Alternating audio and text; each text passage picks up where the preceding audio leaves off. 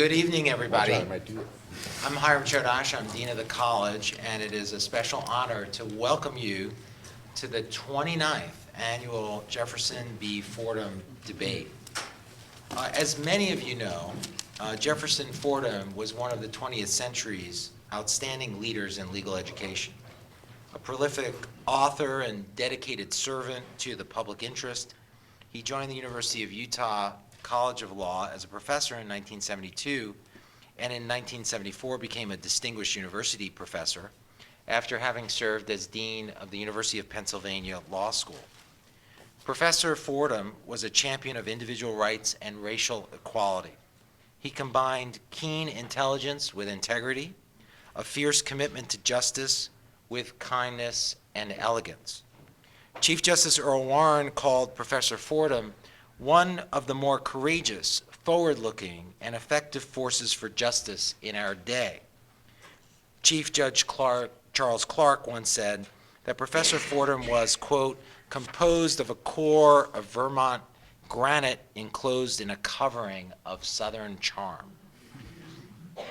With the generosity of Professor Fordham's family, friends, and the college's journals, the College of Law established a debate in 1985 to engage audiences in legal topics of great public interest, including the war on terror, healthcare, climate change, and many other controversies.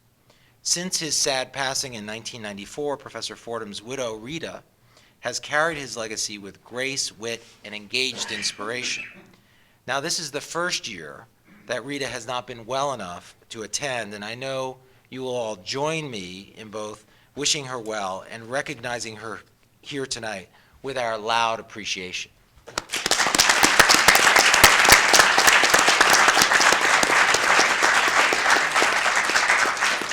Thank you, Rita.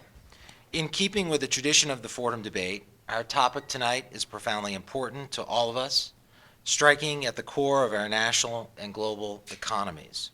Further, our cast is extraordinary, and I want to thank my colleague, Associate Dean Christian Johnson, for putting it all together tonight.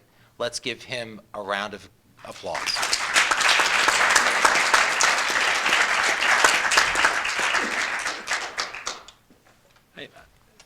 I'd like to thank Hiram and my faculty for being so supportive of our topic this year. And let us explore what, if you're watching the papers and the newscast, may be one of the most important debates going on in Congress right now. And if anyone had told me that the sequester date would be going through tomorrow, and given the timing of our debate and conference that we're having tomorrow as well, I would have just been amazed at how topical and timely this particular debate will be this evening. We've brought together three extraordinary individuals tonight to address these issues about austerity versus growth. Our moderator this evening is Dr. Kern Alexander. He holds a professorial chair at the University of Zurich and also holds academic positions at Cambridge University and Queen's College in London. Kern is unique in that he has traditional legal training both here in the United States and also in the UK and under English law, providing a unique view of how the global crisis is unfolding. In December 2009, Dr. Alexander was appointed to a 5-year term to the Financial Services Advisory Panel by the European Parliament Committee on Economic and Monetary Affairs as one of the 3 academic specialist advisors to advise the Committee on European Union financial law and regulation. He is also, of course, a prolific author on financial regulation and reforms. Our first participant tonight in our debate is Dr. Tim Kane, who is chief economist at the Hudson Institute and founder of the social networking startup StoryPoint.com. Dr. Kane earned a PhD in economics from UC San Diego after serving as an intelligence officer in the U.S. Air Force. He blogs at balanceofeconomics.com along with Glenn Hubbard. Hubbard and Kane are co-authors of the forthcoming book, Balance, While Great Powers Lose It and How America Can Regain It. Kane has published scholarly research on diverse topics including entrepreneurship, economic growth, labor, and national security. Clay Lowery, on the far side of the table, served as Assistant Secretary for International Affairs at the U.S. Treasury Department from 2005 to 2009. In that role, he managed a team of over 200 people with responsibility for economic and financial diplomacy, monetary and banking issues, currency strategy, and trade and investment practices. He chaired the Committee on Foreign Investment in the United States, which is the government committee assigned to review those international mergers and acquisitions that may affect the national security interests of the United States.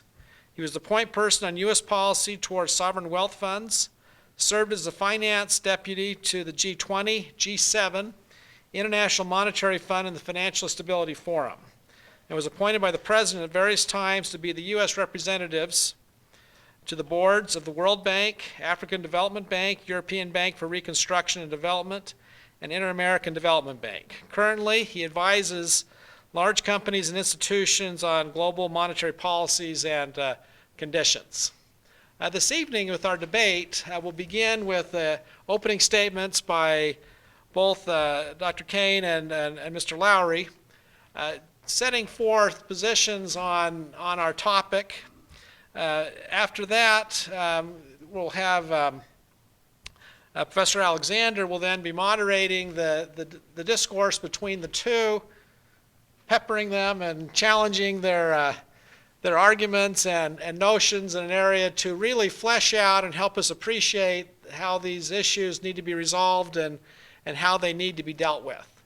After approximately an hour, Dr. Alexander will open up the discussion for questions from the audience. So, Kane, please. Thank you.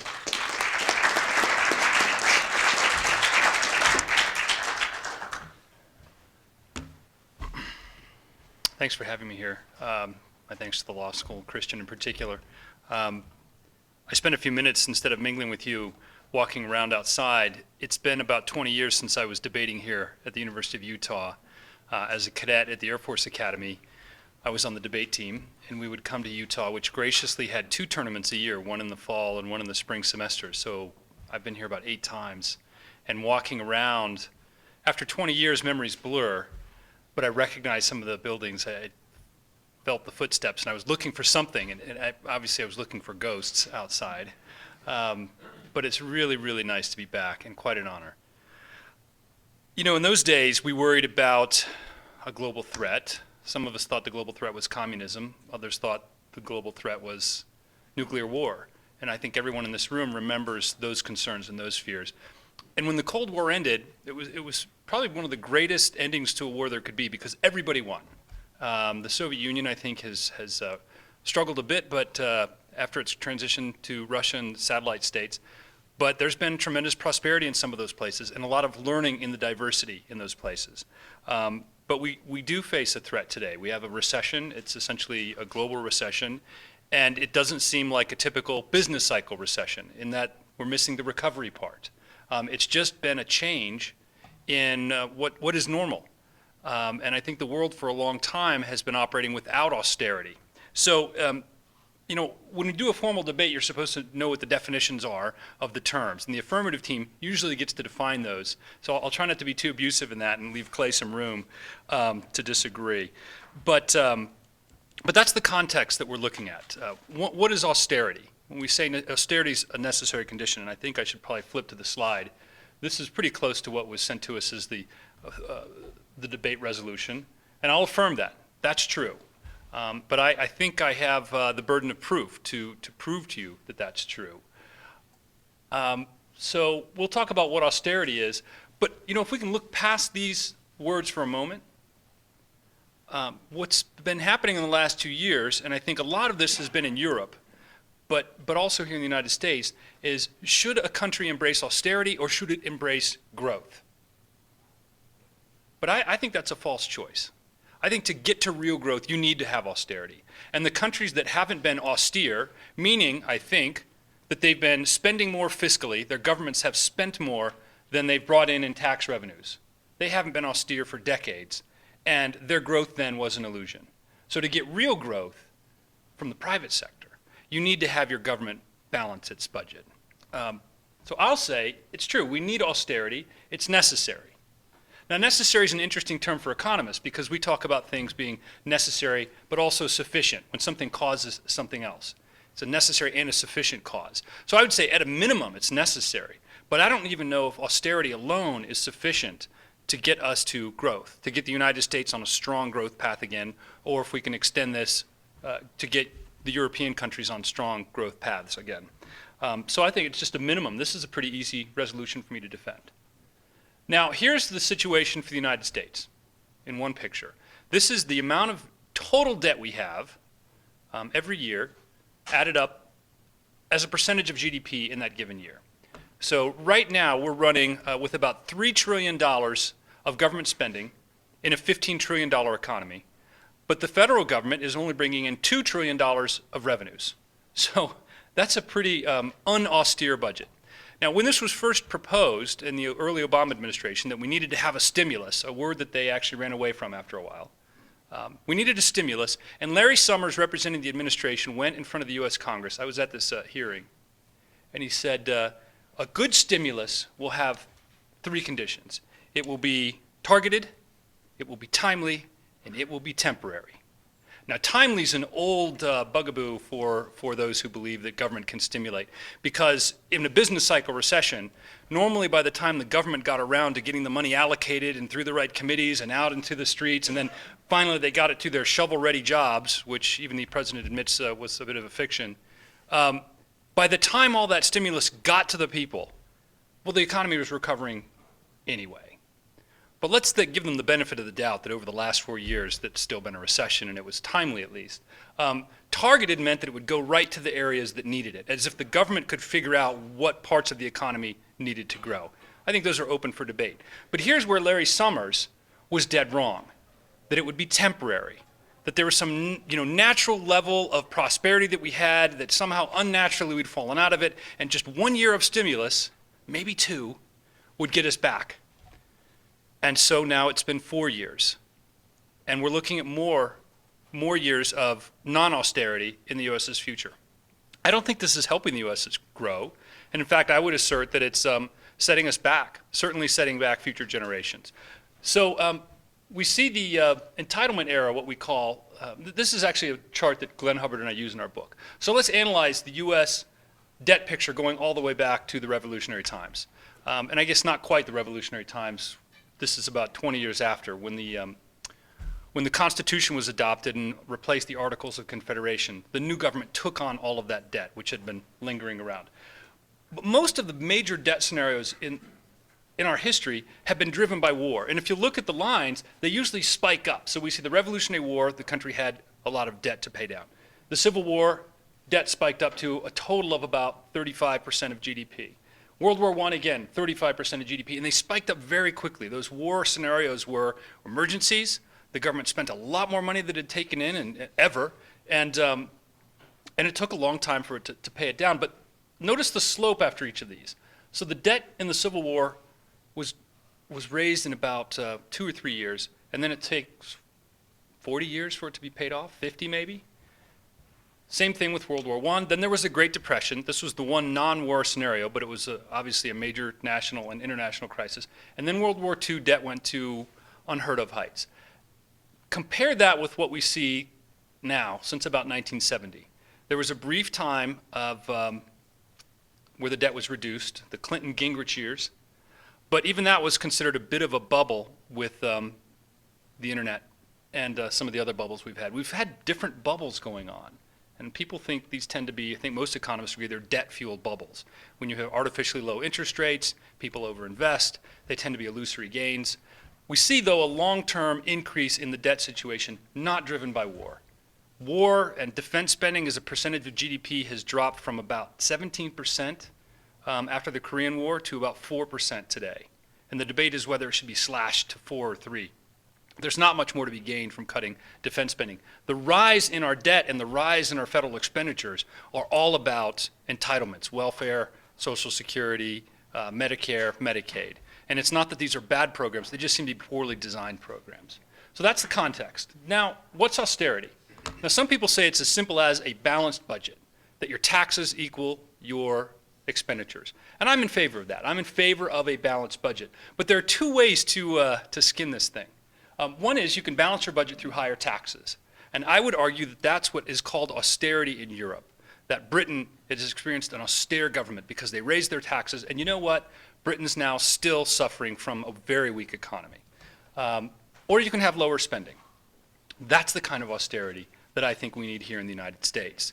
If we do the former, we're just going to inhibit people's work incentives, investment incentives, savings incentives, entrepreneurial incentives. If we do this one, the worry is that we'll go through some sort of a Keynesian shock.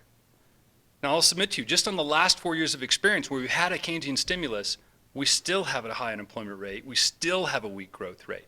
So I don't think the higher spending, low taxes has worked. I don't think higher taxes and higher spending will work. I will submit there's one kind of austerity that will actually be necessary, if not sufficient, to get real growth.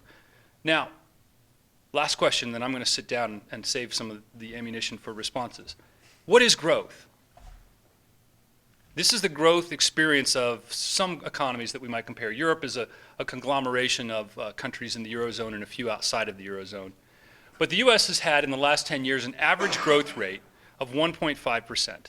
This data is from the Penn World Table, if you're all familiar with that. Lets us compare one country to another. China, as we all know, is growing gangbusters, right? Double-digit growth rates some years, 9.9%. And then Europe is paltry, 1.2%. So do we have something to learn from China? This is what I hear all the time. Look, instead of that, let's call these Tim instead of the United States. Clay, if I can be so cruel. Instead of Europe, we'll call it, say, Clay is growing. And China would be my daughter, right? So my daughter's growing very quickly. She's 6 years old. But I don't have a lot to learn from her about nutrition. So the point is, China's got a very immature economy. It's just one aspect of their economic power. The other aspect is, how much GDP per person do they have? And they're about the equivalent of a 6-year-old compared to an adult. This same debate happened when Japan was growing in the 1990s, which was seen as the sort of economic boogeyman that they were going to take over. But they hit a ceiling. America right now, in per capita GDP terms, is arguably the richest big country in the world. Some others, Luxembourg, I think Switzerland might be comparable. But as far as a major industrial power, there's no one close. Most European economies are at about the 80% level of the US in GDP per capita. And I don't think we should risk that. I don't think we have a lot to learn from the European model other than what not to do, right? Let's not overspend as we seem to be going down. Let's not create a bigger welfare state.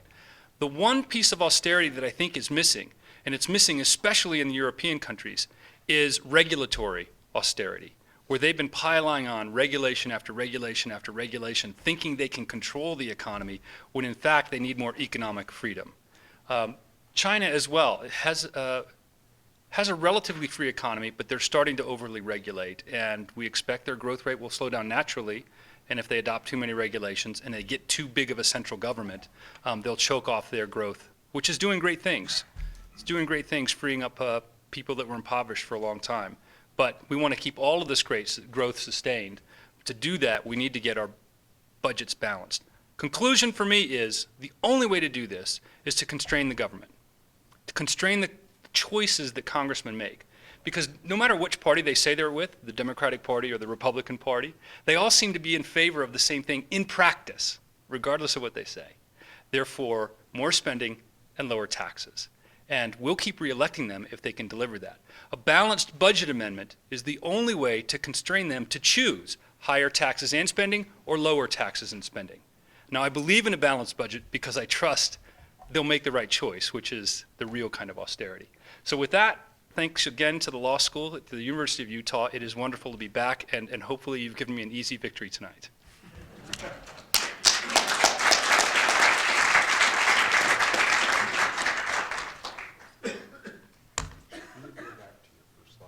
You can. This is back and forth, however you want to go. Did I just turn it off? Oh. Okay. Thank you very much for having me here. And I would like to thank Hiram, Christian, the Quinney College of the University of Utah. It is a pleasure to be here. I'd also like to thank Kern for moderating. And also Tim. I've gotten to know Tim a little bit over the last few weeks as we've been preparing for this, and he's doing some very interesting work, and more importantly, he's doing work that's going to be helpful to our military. So for me, I'm honored to be on the same stage with him. Let me make 3 quick opening remarks. The first goes to this question. Is austerity a necessary tactic to deal with financial crises? I believe the answer is yes. So Tim wins. So that's my starting point. The second thing I wanted is, how do many people in this room know who Paul Krugman is? Excellent. Okay. Paul Krugman is a Nobel Prize winning economist who writes a column on the conscience of a liberal. So he's very left-wing. Dick Cheney, you probably also have heard of, was Vice President of the United States when Mitt Romney said during the campaign that he is a severe conservative. Most people said, well, what does that make Dick Cheney? The interesting thing is that strange bedfellows, Paul Krugman and Dick Cheney are probably the 2 most famous people for saying deficits don't matter. I actually would say that these issues are, and I'm sort of caricaturing what they would say. So my answer is that the answer to this question is a little more nuanced. For those of you who don't agree with me, you may call it a little wishy-washy on my part, but since this is a law school and Tim was nice enough to focus on the word necessary, I want to focus on the word financial crisis. The word financial crisis, what was the cause of the crisis? So is the cause of the crisis a fiscal problem? Because if the cause of the crisis is a fiscal problem, maybe it's fiscal policy gone awry, gone amok. Maybe that's what you have to focus on in order to solve that financial crisis. Is the financial crisis a banking crisis? So it's not really fiscally related. And if that's the case, maybe fiscal austerity is not what you want to choose.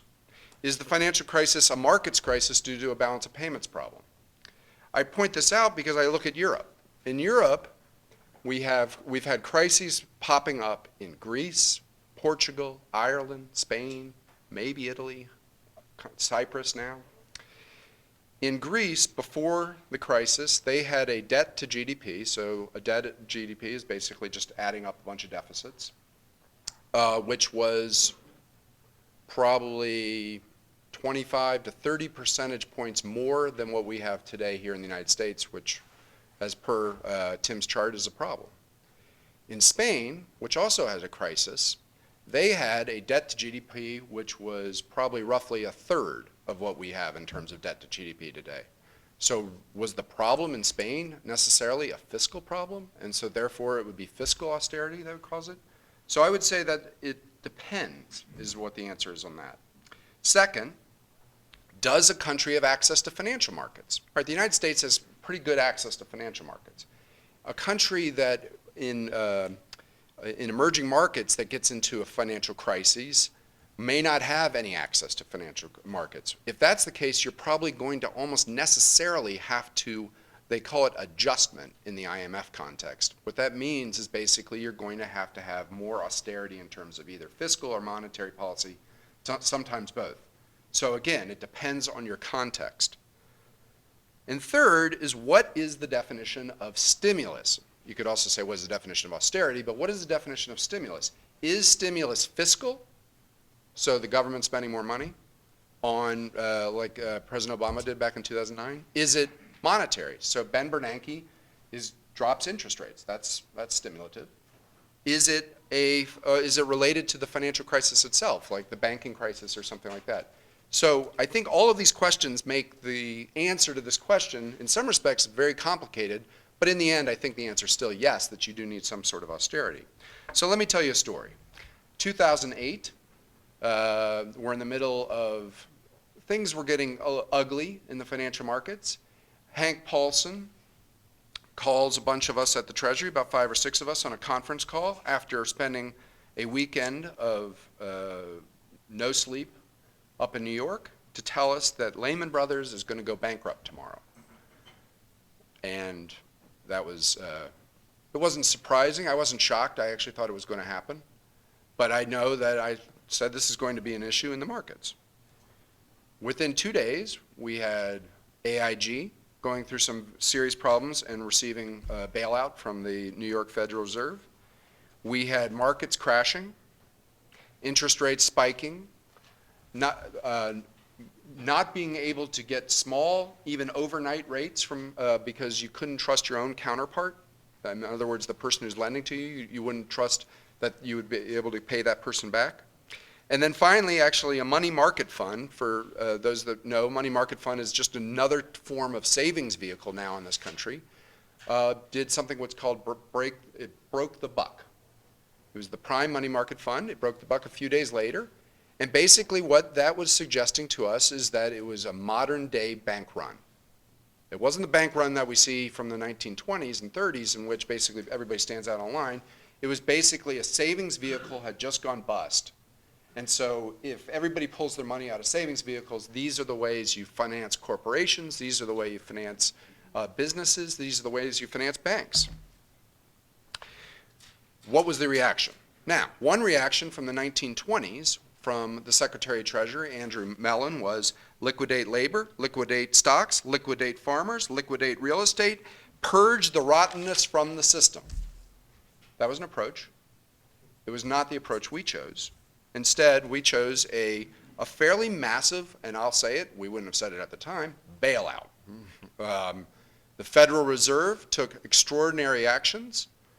The FDIC guaranteed the new issuance of debt by banks, and the Treasury Department, working with Congress, came up with the TARP, which was basically to inject capital into financial institutions. I would call that stimulus, stimulus, and stimulus. So you may agree or disagree with what was done back in 2008, but the first priority in a financial crisis is stabilize the system. And sometimes stabilizing the system means you got to use austerity measures, but sometimes it means you got to use stimulus measures. And that was kind of what we had to try to deal with in that financial crisis. The Europeans are having to deal with in financial crises today. So now let's fast forward to today. Big debate in this country going on. There's a debate today in the U.S. Senate. Both the Republican version and the Democratic version didn't go through, which would have changed the sequester. That debate is partially about austerity versus stimulus. It's a lot about politics, but it's partially about austerity versus stimulus. But I would argue that we're not in a financial crisis today. We have an economic problem, which is we're growing way too slowly. But it's hard to say that we have the type of financial crisis we had back in 2008. So I guess for me, the way I think about this is then how do we deal with the problem that Tim, I think, rightly pointed out, which is we've had debt that went up to here. How do we lower that debt down over a time frame? And so I would suggest there need to come up with some fiscal rules. And maybe actually your Larry Summers point, I wasn't going to say this, but actually fits in perfectly with what I was going to say, is I had 3 of them. First is targeted. I think that's a great word. And I would argue a new rule is if for every page of a congressional bill, if it's more than the billions of dollars that's involved, that's probably a problem. So we gave out $800 billion back in 2009. The bill was 900 pages. So, and that probably suggests to you there may be a little bit of pork in here, maybe. So how targeted was it? And so I think that targeting your fiscal response, I think, is a kind of important thing. Second, when you do have to take austerity measures, be careful about front-loading them. If you are in a weak economy, which we are right now, the problem with taking out more stimulus from the economy and too front-loaded, that doesn't mean you shouldn't take out some, could create, actually double down on the problem that you have. Remember, debt to GDP is about 2 things. When you think about fiscal austerity and getting tough on things, you're totally focusing on the numerator. At some point, you better focus on the denominator, which is how do you grow your GDP? The last point I would say, and this is the point which, in preparing for this discussion, I read a lot of different, what politicians have said, economists have said, et cetera. I'm going to say something that most of them say. I just will say it with, hopefully, with more vigor, which is in the medium term. So if you're going to get austerity and you're in a weak economy, come up with a medium-term plan that's real. So the problem I see is that I see economists and politicians all saying that, but do they put in a plan in which you can have targets, in which you can have things that people can hold you accountable for? Tim suggests a balanced budget. I have some issues with that, which we can get into as we get into further discussion. But coming up with a medium-term framework and sticking to that, I think, is an important thing.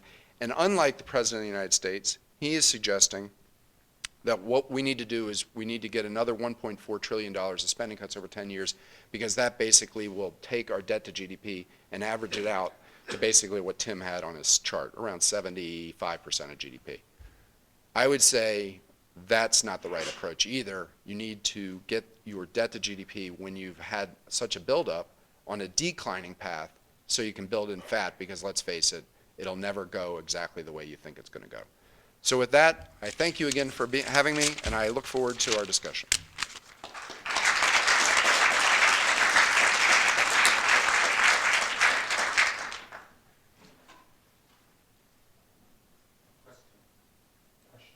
I'm sorry, you missed the explanation. We're going to have an initial discussion, and then we'll open it up to the audience near the end. Okay, great. What I'm going to do is I am going to pose a couple of questions to Tim and to Clay to help kind of elaborate on some of the points that they both the points that they were making. First of all, I want to say that I thought they gave very thorough and thoughtful presentations on this difficult topic, and I'd like to ask Tim first if we could go back to that one chart, the chart on the percentage of U.S. federal debt as a ratio of GDP over time. Because I think what I'd like to do is to put today's economic or financial crisis in historical perspective, and to think back a bit to the 1930s when America went through a similar, not exactly the same, but it went through certainly a similarly severe banking and financial crisis in the early 1930s. And on your chart, where the Great Depression starts in the 1930s, we start to see U.S. debt as a percentage of GDP begin to rise significantly over a number of years. And I just wanted to ask you if you thought that there was a parallel here, that today we also see the rise in U.S. debt as a percentage of GDP rising sharply. And I'd like to ask whether or not you think there are more parallels between today's financial and economic crisis with the crisis that was occurring in the 1930s. And if there are parallels between both crises, does that justify, at least in part, the fact that we are having what some might say is a targeted and temporary increase in the national debt in order to address this huge financial implosion that we had that began in the summer of 2007 and has persisted in different manifestations over the last 4 or 5 years? Tim. Oh, good question. Good question. Thanks. Well, I'll try to answer that question and respond a little bit to Clay. So Clay said a few things I agree with, especially the Tim wins part. But one was this notion that we need to stabilize. That's the role of government, is to be, provide stability, stabilization. And if that means austerity, good. And if that means TARP, and if that means, I don't know, Clay didn't say this, but I'll put these in your words in your mouth, a bailout for General Motors, then we do that. Stability at all costs. And I think that's just wrong. So we've really found something here we can disagree on. I don't think that's the role of government. The parallel to the Great Depression is something goes wrong in a big way. There's a bank run, there's a panic, and the Federal Reserve responds. Now, the Federal Reserve during the Great Depression was a young organization. I think it was about 15 years old. And so they hadn't experienced a crisis like this before, and I think history has judged, and most economists agree, that they did the wrong thing. They tightened money supply when they probably should have loosened money supply. And it broke the banking system, and it took a long time to repair that. We learned that lesson. I think Ben Bernanke has said, we made this mistake once before, we've learned our lesson, we won't do it again. And what makes this terrifying, the world we're in today, is there's an economic malady that hasn't been fixed with easy money. So maybe that's a tool. We've learned a lesson not to go this direction with the money supply, but going this direction, it's got limited utility. Now, granted, we don't have a depression. We have a severe recession. I think I agree with what Tyler Cowen has called, we're in the Great Recession. It's not a depression. Now, here's where I disagree with the whole stabilization at all costs mentality. There are other tools that the government throws at this monster of economic something, we don't know what it is. They'll throw fiscal expansion at it. They'll throw monetary expansion at it. And they'll throw regulations at the economy. And there's a long history of this, going back, this is a lot of what our book is about, going back to ancient Rome, where they were frustrated that they had crowds of unemployed labor in the cities of ancient Rome, and they didn't have enough workers in the countryside. And so Emperor Diocletian said, nobody can move anymore. The job you're in right now is the job you have to stay in for the rest of your life. Not only that, your children have to take up the yoke of that same exact occupation. The notion that we can control the economy centrally, which is what I think the government tried to do during the Great Depression, and a lot of those programs have stuck with us, is part of the problem. We should have never gotten our government this big in the fiscal matters and in regulatory matters as they are. So I'll say something else controversial.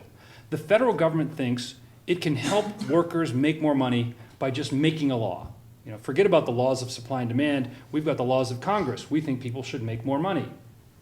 We'll demand that they all get a raise. Now, that's not their raise to give, right? Raising or setting a minimum wage puts people out of work. And the one thing that makes me angry as an economist, very angry, is poverty. And when I see programs that cause poverty, which make single moms lose jobs to well-educated teenagers, which is what a higher minimum wage does, it makes me angry. And so they raised the minimum wage during the Democratic-controlled Congress under Nancy Pelosi, 4 years ago or so. And now they want to raise it again. Last time it was a 41% increase in the minimum wage.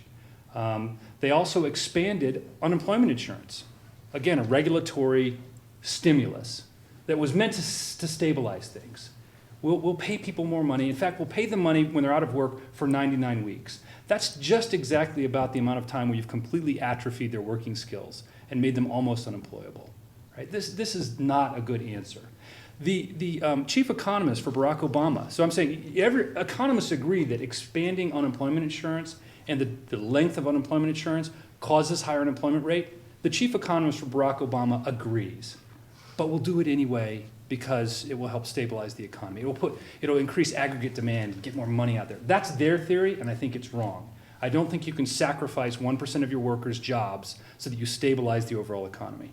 Right? That's just not the answer. So I think there are parallels there, and I worry a lot more about the regulatory expansion than I do about the monetary expansion. But I do think we've probably seen enough from Ben Bernanke on this score, and doing much more, we really risk building in inflation that we don't see now, but once that fire starts to rage, it will be very hard to put out. Great. Thank you very much indeed, Tim. I have a question for Clay. He spoke very eloquently with the parallels with the 1920s and in the crisis that they faced at the Treasury in 2008. Andrew Mellon's approach was to liquidate and to purge the system of its evil incentives. I was wondering, though, on the flip side of that, if the other approach is simply stimulus, or as you said, bailout, doesn't that create moral hazard? Does that not create the incentive for bankers on Wall Street, and especially large financial institutions, to think that they can engage in excessive risk-taking in the future, and if they fail in how they manage and measure their risk, they will get bailed out by the government? Do you think that this stimulus has created moral hazard, and if it has not, why not? Thank you. I do think it's created some moral hazard. And I think that it is a tough choice that you're looking at. You're trying to figure out, there is a financial crisis. It is going to clearly have problems and potentially, at that time, ruin our financial system. Financial system is an important aspect of our country. You don't get a mortgage, you don't get a loan Businesses can't get working capital without a financial system that's working properly. And remember, while everybody thinks about the big banks, the too big to fail banks being bailed out, I believe the Treasury provided TARP money to hundreds of banks, banks that you and I have never heard of in our lives. And the reason is because it was the idea of trying to save a system. Does it create a moral hazard? I think it does. And so that's why, and I actually, by the way, I didn't want to respond to Tim because I actually agree with a lot of what he said. So it's kind of like, how do I respond to that? But clearly what Tim is saying is stimulus is okay, monetary stimulus. What he's worried about is fiscal stimulus. I don't know exactly where he stands on banking stimulus, or the kind of, which is basically a form of fiscal stimulus. And I think that I agree with him. We cannot stabilize everything. There must be risk, and we must have bankruptcy that works. I think the problem is sometimes when you're in a crisis, is that when you want to prove that? And of course, the answer is yes. So I actually think that it was a good thing a couple of years ago and it was due to all sorts of problems, when the company known as MF Global was a financial institution based out of New Jersey. It was run by the former head of Goldman Sachs, who was a senator from New Jersey, had been a governor in New Jersey, very plugged in Democrat, very smart man. And basically it went belly up and the government didn't do anything. And guess what? That's a good thing. I actually believe that strongly. So I believe when you do bailouts, you will create moral hazard. And then the question is that does the benefits of that bailout outweigh the costs of that potential moral hazard? Obviously, one of the aspects of what the Obama administration has tried to focus on, and let me just say, I didn't vote for President Obama, but one of the aspects what the Obama administration has tried to focus on is how do I address that through financial regulatory reform. I am a strong believer that financial regulatory reform was needed in this country. I think what we've done is we've created a hydra monster that nobody can get their arms around, and so because of that, I don't know whether or not we've actually solved the problem or we've just created a whole series of new problems. But I do believe that that was the attempt of trying to get at moral hazard. To your last point, because I've gone on too long, but there is definitely an issue in this country, and I'm not sure how to address it, of too big to fail. So this is a big debate going on in Washington right now, interestingly. The Dodd-Frank bill was supposed to sort of address too big to fail. I think it actually failed at addressing too big to fail. I think it did lots of other things, some of them good, some of them not so good. The problem is then how do you address that next? One idea that has popped up, both by the way from the right and from the left in the political spectrum, is to break up the big banks. Break up JP Morgan, break up Goldman Sachs, break up Morgan Stanley, break up Citibank, break up the big banks. Okay, now that is called government interference. That's true government fiat as to what a bank should look like and shouldn't look like. So I'm not a big fan of that idea. So then what do you do?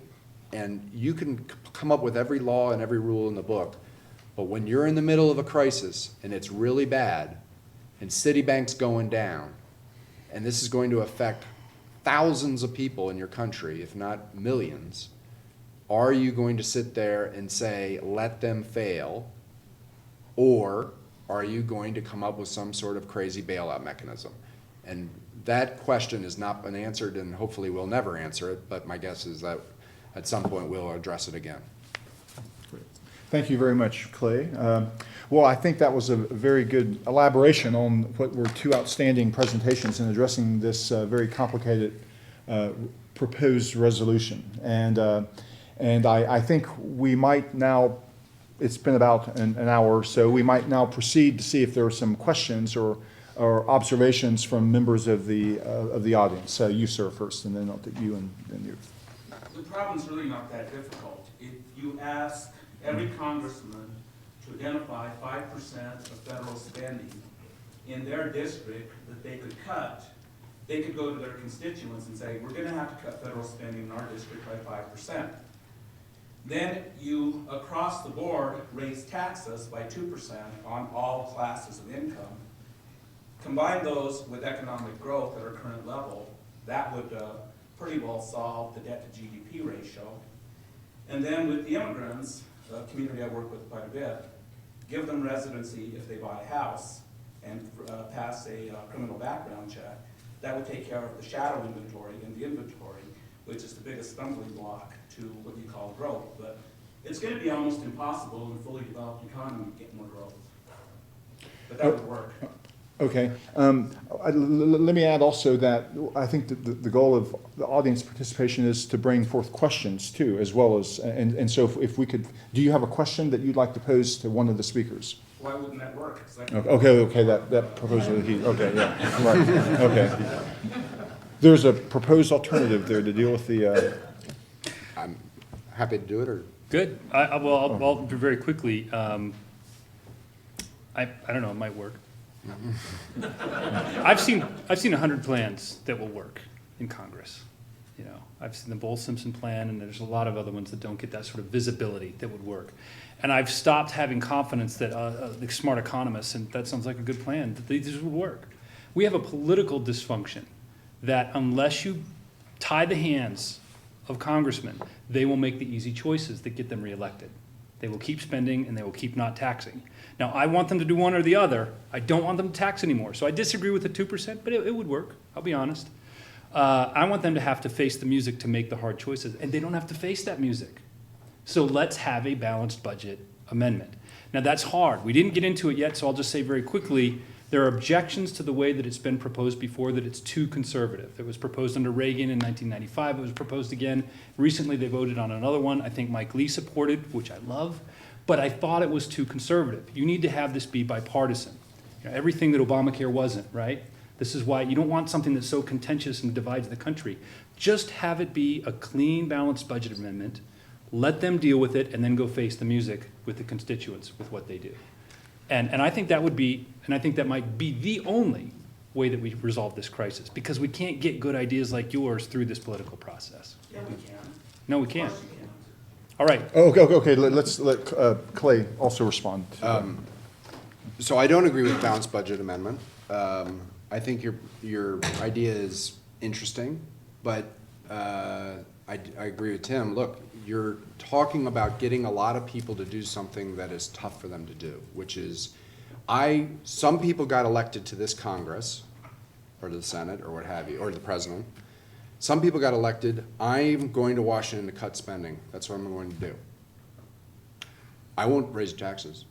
All right, you've now said, I now have to break that pledge in order to do what you just said. So forget it. You didn't vote for me, but these guys did, so forget you. And I got somebody on my right wing who's going to run against me if I don't either cut the spending or raise the taxes. A Democrat basically says, I've been told to get more spending out into the country, into my constituency, not to actually cut spending. And one way of doing that is to basically tax the wealthier parts of our society.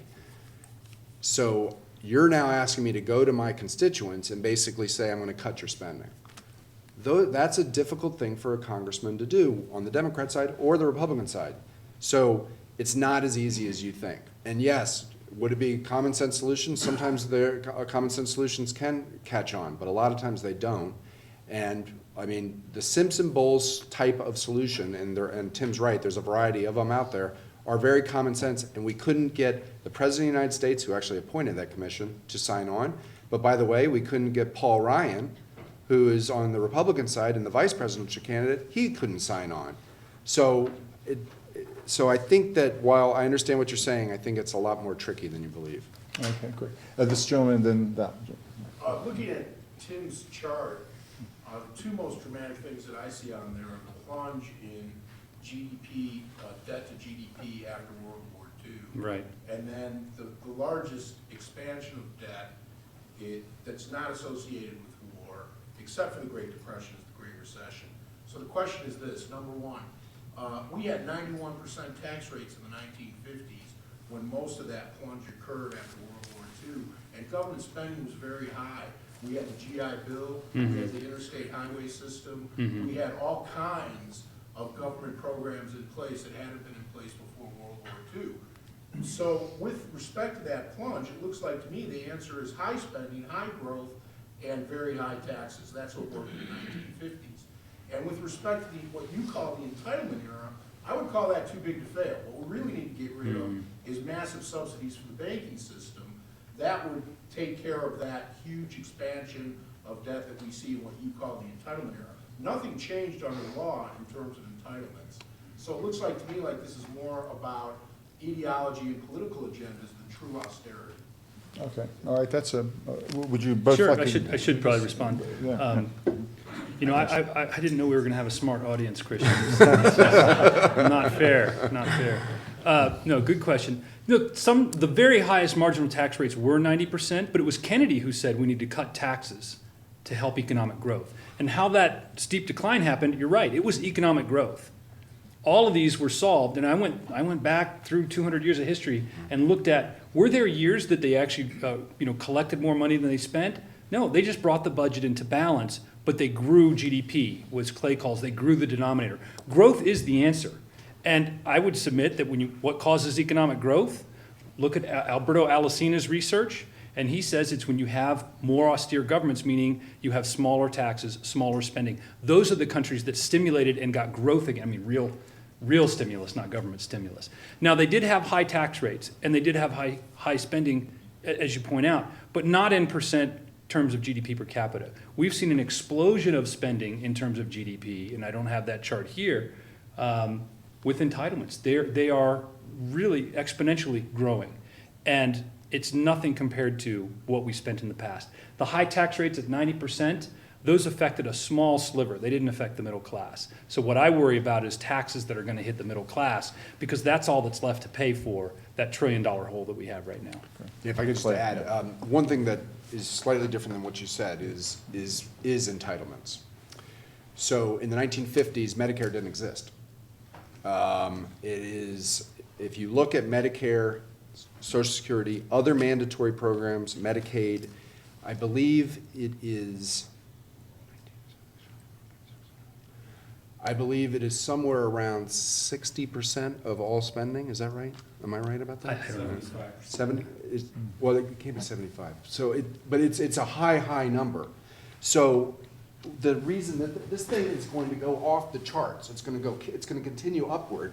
And the reason that's going to happen is because of what's going to happen when, just basically demographics. What will happen for Medicare, to a lesser extent Social Security, and so forth. And so that number is going to continue to rise. And so if you actually talk to fairly liberal economists, I think that they would say to you, we have a 10-year window to kind of solve this problem. Because in 10 years, that's when things are really going to get bad from a debt to GDP. And that's not going to be discretionary spending, the type of stuff that in many respects we've been talking about, but it's going to be because of the way the entitlements will continue to grow. In terms of spending on the banks and so forth, most of that's been unwound. The banks have repaid almost all of TARP. In fact, the stuff that's outstanding is the stuff that I think Tim was trying to whack me with, except for I disagreed with the premise, which was the bailout of GM. I actually didn't think we should have done that, but but the bailout of GM is still costing us a lot of money. The bailout of the housing sector is costing us a lot of money. But the banks themselves are pretty much repaid most of what they got. But I haven't said this yet, and I'm not trying to hide from it. I don't really believe in bailing out banks. I think you want to take care of investors, the people that have accounts with those banks, but not the owners. You know, if an owner of a business runs his business poorly and it goes under, that's the way that capitalism is supposed to work. And I say this as a kid from Michigan whose dad owned a small glass manufacturing business. There's a big basketball game tonight, right? My dad used to his company made all the backboards for NCAA and the NBA, and his company went out of business, and he didn't get a bailout. So what irked my father and what irked me was he always had to pay higher taxes as a small businessman, and we got to see General Motors and Ford and Chrysler get special treatment because they were big. And I don't think that was healthy for the Michigan economy. And Michigan has one of the toughest economies right now because they have a weak entrepreneurial sector. They didn't cultivate that. They didn't nurture the smaller entrepreneurial businesses. So too big to fail banks, too big to fail industries, I don't believe it. I think entrepreneurship is what makes America great, We need to return to that focus. Okay, this gentleman here and then these two. Yeah, yeah. Either one of these speakers, the last era of increase, what portion of that increase is related to the Bush stimulation through tax cuts and Bush stimulation through unfunded warfare? Those are both stimulus, anti-austerity programs. What portion of that increase is related to that discretionary stimulus, not to the sort of essential bailout or the essential part in the time of crisis? I wasn't part of the Bush administration, but I would be We're happy having to a answer. former but- official I of the was Bush part of the Bush administration. All right. The answer is actually not as much as you would expect, but it's part of the numbers. So the reason you see this big spike is basically a few reasons. One, GDP actually kind of flattened, actually went down for a while, and it's started to come back, but it hasn't come back that well. So that, again, the denominator didn't grow.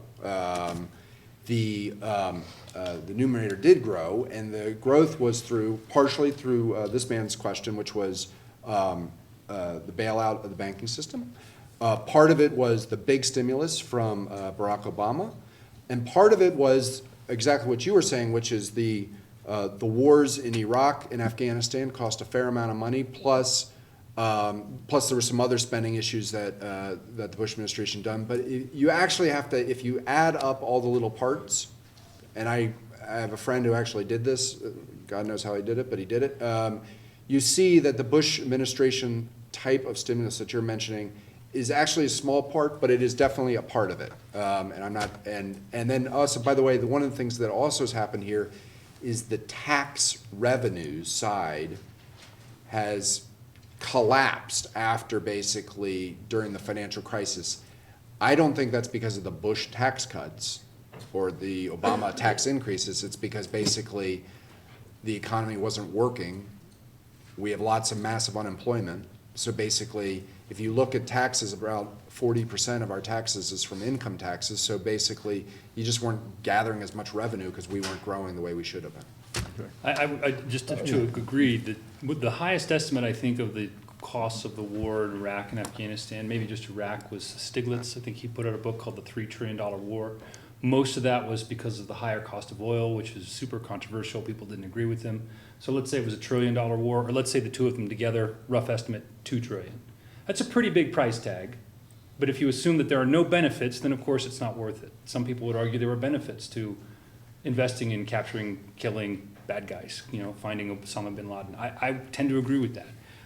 But when you think about it in terms of this, right, $2 trillion over 10 years, and we're talking about the Obama stimulus of $1 trillion every year in, shovel-ready jobs, it doesn't compare. The tax cuts, I think you might have a point that those were pretty expensive.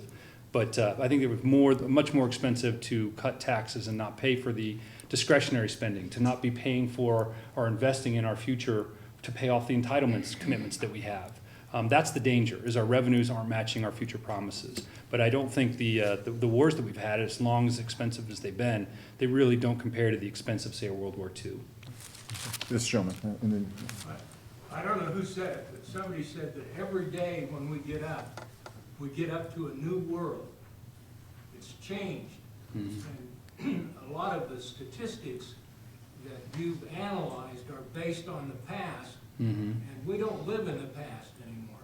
It does have something to do with the future and where we are now, but I can tell you that in Hermosillo, Mexico, that people work for $2 an hour. And that's why a lot of our companies have moved to Mexico and China and other places. If you want to increase GDP, you're going to have to learn some way in the United States to produce more goods and sell them that are competitive with those people. And if you don't do that, then all of these other things, I don't think they're going to help that much. It's a question. your question. The question is, I used to think that you guys knew what you were talking about. And I don't anymore. Me neither. What's your it's like I went to a seminar the other day on Obamacare. And to start with, the reason I went was because I don't know anything about it. I have not read the 900-page law or whatever. But I do agree with the approach. And the lawyers that gave the seminar said they did too. And what the idea was is you get all of the stakeholders together and try to figure out a better system that's in everybody's best interest in the United States, because right now our medical system, we pay more for it than any other nation, and we don't get as good a result.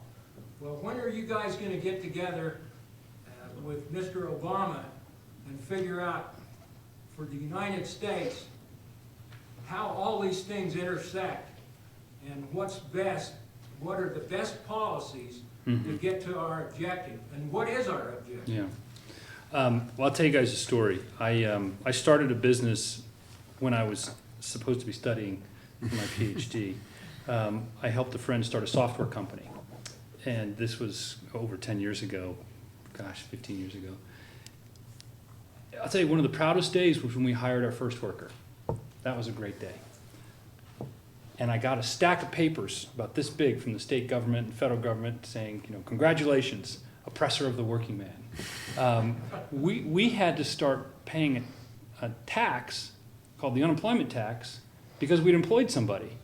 I thought, well, now how backwards is that? I'm helping solve the problem, and you're putting a little bit extra weight on my back for doing this. I think that approach is what's slowing down the economy. When we make people file more paperwork to get permission to do something that's beneficial, over-regulating the economy. There's a measure called economic freedom, and the economic freedom score of the United States has been going down as we increase labor regulations, entrepreneurial regulations, trade regulations, tax regulations. Some states in Europe people point to as good role models. And they say they're good socialist economies because they're high tax, high spending, like Sweden or Norway. In fact, Sweden, Norway, the Nordic economies have higher economic freedom and have been trimming their expenditures over recent decades. It's the southern European economies that have weak economic freedom. And I think expanding our regulations and expanding our fiscal stimulus and expanding our monetary stimulus, those are the things that take us towards weaker economic freedom. And I hope I'm agreeing with you. The key is to be competitive in this world, we need to make our workers competitive, which means we need to get them back to work where they can learn these skills. Oh, okay. Gentleman in the red and behind him. Yes. Much of this discussion is based purely on economics. I was wondering about the political dimensions of the question that you're addressing, because you know, the whole question of austerity also has political consequences, and so that might perhaps need to be taken into account as well. This might be an issue that Professor Kern could also address, given the recent Italian elections, where he suggested that as a result of extreme economic hardship, there's a possibility that there will be real political tensions, and it is in those circumstances that nationalist leaders emerge and fascism makes some kind of a comeback, perhaps. So I'm just wondering about the political dimensions of this debate. Again, not yet been addressed as yet. Why don't I start this one? I think almost everything we've discussed here has to be put into a political context. You can have a policy that is Barack Obama's policy, an absolute democratic right down the left side, and it's going to create a problem because of politics. You could have it come from the right, and it won't get passed because the President of the United States is a Democrat. So a lot of in order to actually fix these problems, somehow you have to figure out how to not make compromise a bad word. So that's one part of the politics. A second part is a different point that you're getting at, which I think is a really important point, which is, why do you bail out a banking system? Now, part of it is because I'm scared to death the system's going to collapse on me. That's what, in some respects, was happening. But in some respects, it is, look, this is going to put a lot of people out of work. This is harmful. That's harmful for economic reasons, but it's much more harmful for political and social reasons. And so that's why you sometimes step in. That doesn't mean it's great policy every time, but it is part of the fabric. Your point about Europe, I think, is an interesting one, which is, so Europe, I think, is is a strange thing because you have countries that have gotten into trouble for very different reasons. Greece really was mainly a fiscal problem. Spain is largely a banking problem, but all of them have a competitiveness problem. Mm-hmm. That's right. So if you take a look at the beginning of the euro, 1999 to today, and you look at what is called unit labor cost, which is basically how much do we pay an average worker, and that is one of the better measures that they have out there of competitiveness. If you look at, compared to Germany since 1999, Greece's unit labor costs have gone up by over 60% greater than Germany's. Spain's by 35%, and Italy's by 40%. Now, does anybody in this room think that any of those countries are even close to as competitive as Germany? No. I mean, it's crazy. And so that competitiveness problem, though, leads you towards the diagnosis of the problem in Europe. Was it a fiscal problem or not? And I would say that in sometimes it probably was, but in sometimes it wasn't. And when you do something that's pretty austere, especially in countries where you've been used to the government being very, very involved in your system, it creates the type of backlash that you've seen on the streets of Greece and now the voting booths within Italy. So I couldn't agree with you more that almost everything we're discussing, definitely politics wraps totally around all of it. Kern, I'm sorry, go ahead, and I'd like to add in. Oh, no, that's okay. No, you go, please. I think this is just such a fascinating aspect to the question, and it sort of comes back to this really isn't an economic problem we're talking about. It's an economic consequence of a political problem. And some people, good friends of mine, in fact, intellectuals, have questioned the idea of democracy, that maybe democracy just can't resolve long-term economic issues because they focus on the short term. And we see in Europe a really dangerous game of hot potato. Who's going to pay? Because we've been pretending that we're richer than we really are, and we've been spending money we don't have, and now the bills come due, and we don't want to pay for it. That's happening here in the U.S. It might be in this next administration, and it'll be very interesting to see how President Obama deals with a meltdown in California or in Illinois, his home state, where they've got major fiscal imbalances that they can't pay for. I don't believe in bailouts of big banks or bailouts of big corporations, and I sure don't believe in bailouts of big states. I don't think Utah should have to pay for the 20, 30 years of bad fiscal policy in California. And that's going to be a big fight. And they're going to try to pass that hot potato on to all the rest of the states. And I think we shouldn't let it happen.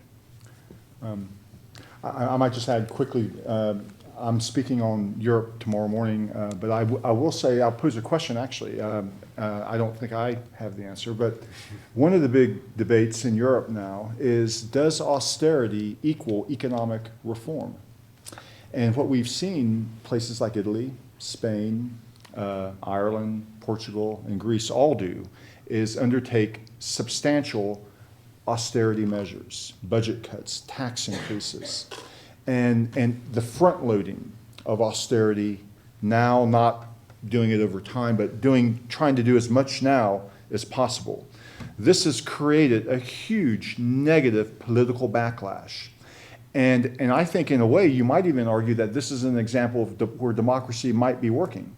Because what currently, if you look at austerity measures, and all the countries have taken rather substantial austerity measures in Europe, in all of those countries, economic growth continues to drag and not to recover. Ireland's a little bit of an exception. But if you look at unemployment of the youth in Spain, over 50%.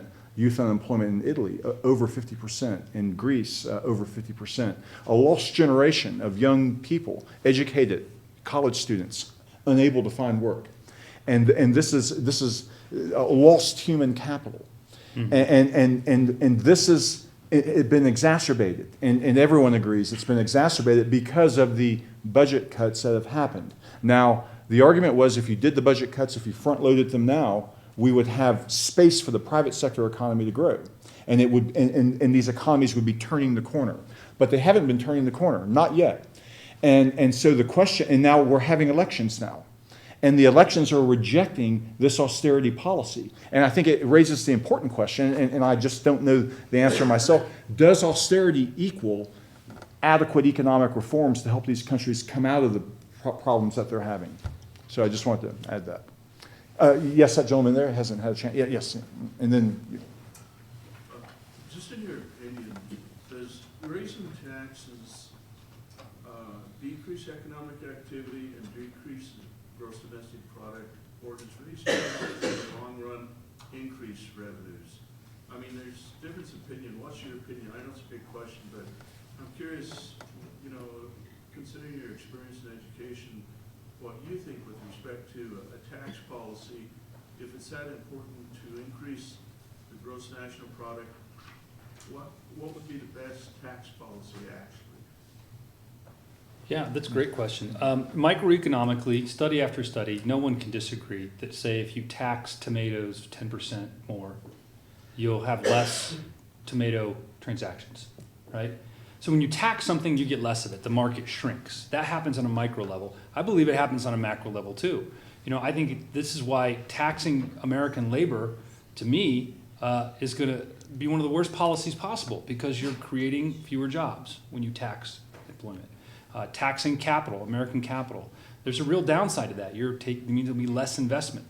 So, you know, let's tax foreign oil. You know, if we have to tax something, we have to think strategically about how to do it. And you're saying, let's get the most efficient tax code possible. And I think that's pretty easy too. You know, the simpler, fairest tax of all is one where everybody pays exactly the same rate. And we also could cap deductions or eliminate all these various deductions, which, you know, the vast bulk of them go to wealthy people. That's been a dream, at least, of some idealists, including the current governor of California, that a flat tax is the fairest tax. Both people on the left and the right have agreed on that. Very hard to get to politically, because how politicians tend to get reelected is their favorite interest groups, or, gee, this industry's special because it's in my district. And they all scratch each other's backs, and just the simple guy who can't figure out the complex tax code, he's just got a hot dog stand, he's the one that pays the real price. And it depresses economic activity at the entrepreneurial level. So that's pretty well understood by economists, but getting that through the political system has been pretty impossible. I think I just want to add one thing, because I actually agree with Tim's point, is that the holy grail of tax policy is to have the most revenue you can get at the lowest rate you can possibly have it. So broaden the base and keep the base low, get rid of all the distortions. Our system, both on the personal side for income taxes and on the corporate side, is almost exactly 180 degrees from that. It is the most distortionary thing you can possibly think of. It is, if you ask about competitiveness of U.S. industry around the globe, we probably have the most anti-competitive tax system you can find. I mean, there may be somebody else worse, but it's hard for me to imagine one. And so when we think about the gentleman's question about we don't know what we're talking about, because I remembered you said that. I think in some respects you're right. I live in Washington. We don't know what we're talking about. We know that is the biggest problem. We can't figure out how to solve that. If we had to do one reform, in my opinion, that could really solve some problems that we have in this country, it'd be fix that tax code. I'm not saying do it the way the Republicans want to do it.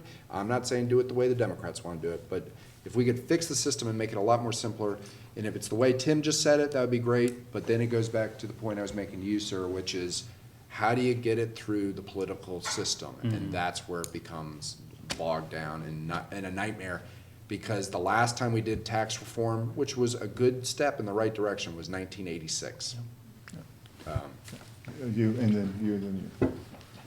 Recently, our government has been lurching from one manufacturing crisis to another and seems to have been unable to do anything else.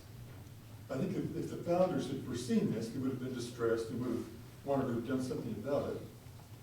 And I have to be careful because my distinguished constitutional law professor is sitting just behind me.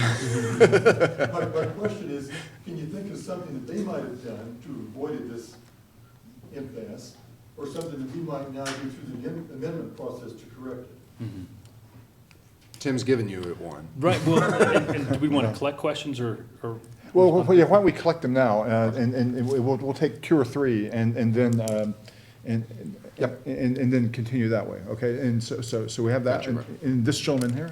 There was somebody else you pointed. Oh, okay, well, yeah, I I'm thought you sorry, were I'm going to give sorry. us the constitutional Yes. answer here. Yeah, I thought that might, Evasive. this gentleman there, in the white jacket, yes. You talked about entitlement programs. Since most of us were in law school, the cost of getting my son's law school education is probably 30 or 40 times higher than what it was when I was going to school. Partly because student loans are so easy, they don't mind giving them raise the cost and then get out of law school with $100,000 in debt. My children, when they were born, the cost of my grandchildren being born were roughly 50 times what it cost back in the late 60s, early 70s.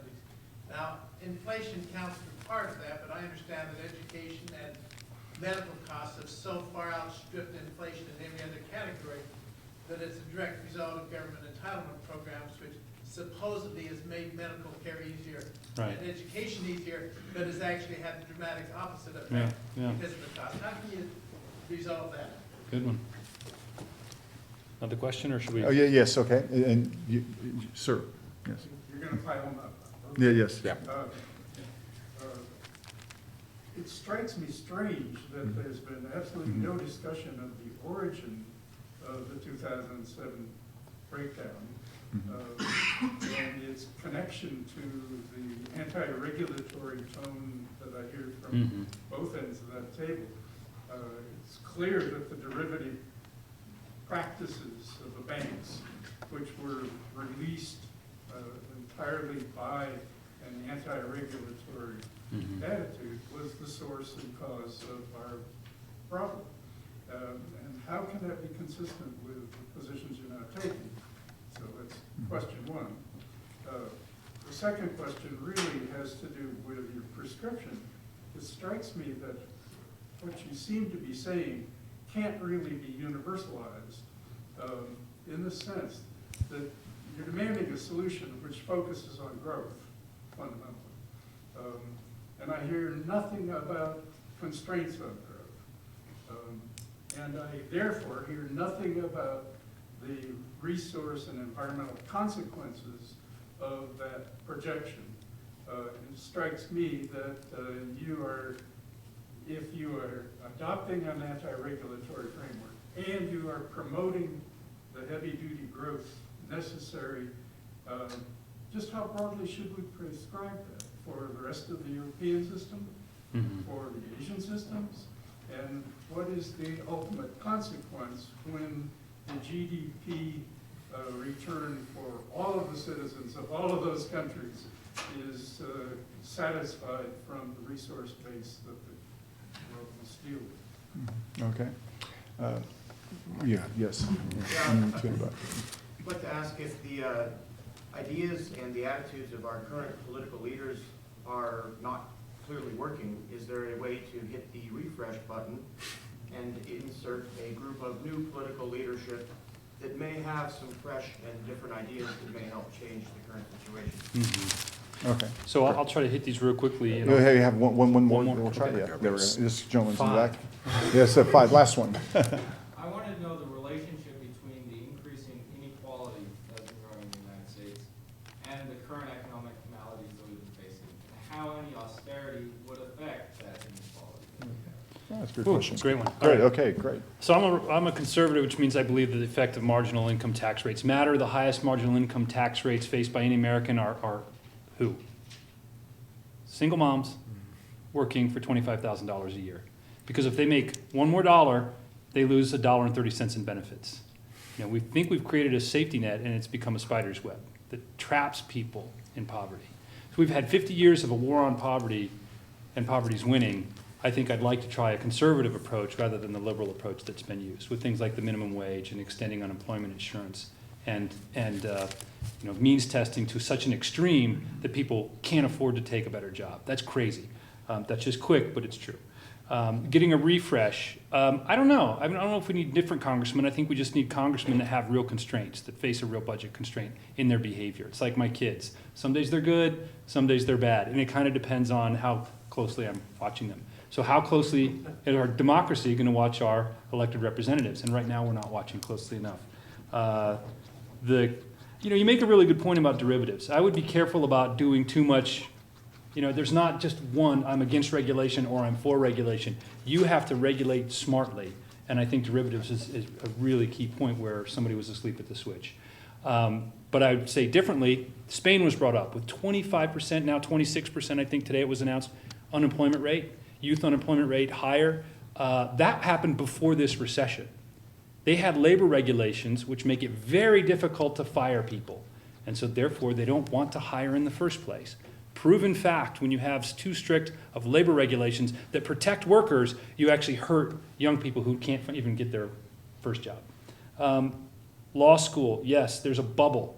Yeah, there's a student loan bubble, just like there's an education bubble like there have been bubbles in other sectors that's going to pop.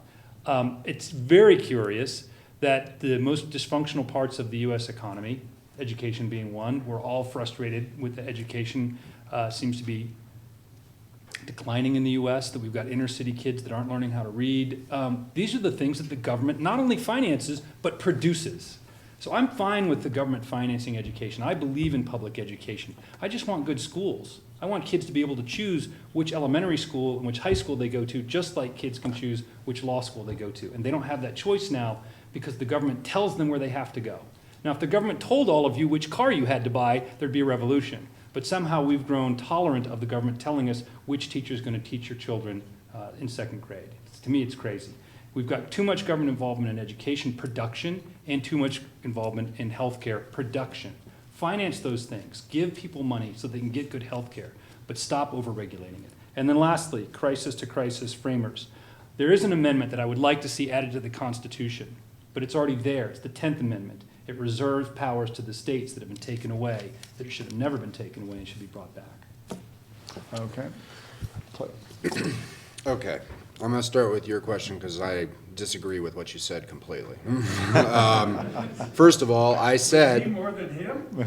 I first of all said I thought that we did need to have regulatory reform and more financial regulation, so I disagree with your point. Secondly, your question, the premise of your question. Secondly, I don't believe that the problem that popped up in 2007, 2008 was totally related to OTC derivatives. I believe that OTC derivatives contributed to the problem? Probably, particularly in the case of one AIG. But it was only one factor of many. So having reform of the OTC derivatives market and having regulation and smart regulation, as Tim mentioned, I think is definitely in order, and I think that's actually something that we're trying to move to.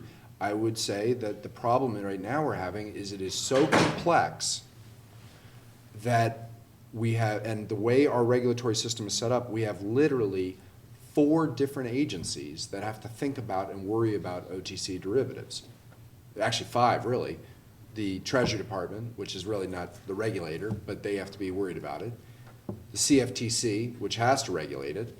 The SEC, which has to regulate it. The Federal Reserve, because they have basically powers over different, the significantly important financial institutions, and even the Federal Reserve Bank of New York. The Federal Reserve Bank in New York and the Federal Reserve Bank in Washington are different animals. And so that confusion is creating a lot of confusion in the markets, and that's not a good thing for the system. Your point about constraints on growth, I think, is a very good one. Mm-hmm. So now my positive toward I think is a very good one because you do have to figure out how to make, how do you, it's not about growth for growth, like that's all we care about. It is growth as in the system that we have and the country that we want. The group of new leaders point, vote the bums out of office is my,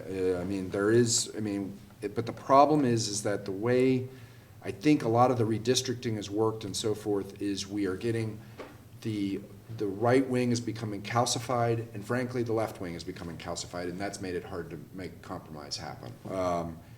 So, outside of voting people out of office because they can't figure out how to do that, I don't know what else to tell you on that, but it's a very good point, and we don't help finding new leaders when we treat politicians and staff and government like do just because they're trying to do the right thing. And that actually is one of the problems we have.